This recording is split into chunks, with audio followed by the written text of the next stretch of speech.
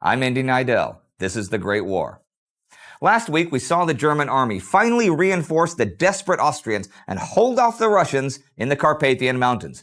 The Russians were victorious, though, in Armenia. The French gained some ground. Italy raised its voice, and the South Africans were on the move. Here's what followed. On the Western Front, this was a week of aerial bombardment. Ostend was bombed by 15 Allied planes on the 15th. The same day, a French airship bombed Freiburg and the next day Strasbourg. And on the opposing side, there was a Zeppelin raid on East Anglia and a German airplane bombed Faversham and Sittingbourne. But the men in the trenches were going nowhere.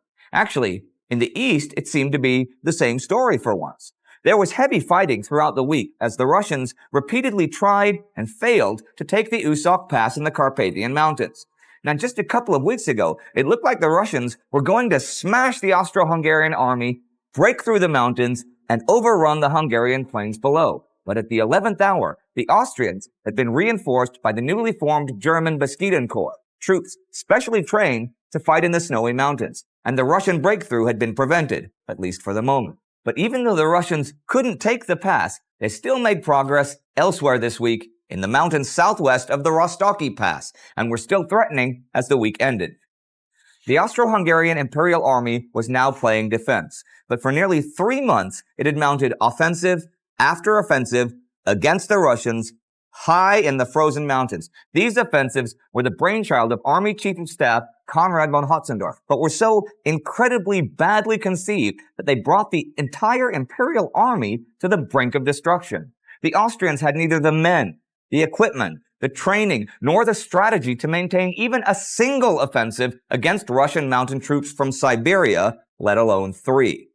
The biggest objective of those offensives had been to free the trapped Austrian garrison at the fortress of Przemysl, a symbol of Habsburg military might. But Conrad's troops never stood a chance of achieving this. The fortress had surrendered to the Russians nearly a month ago, over 120,000 prisoners of war, but the Austrian army had taken over 800,000 casualties in its attempts to break them out.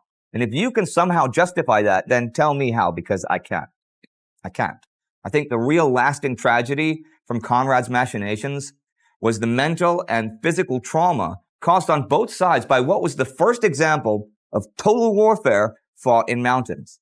This was in many ways the Stalingrad of World War I. But people weren't just being killed by the enemies. We had a situation where, I'm not kidding, upwards of 100,000 people froze to death in the mountains. The White Death.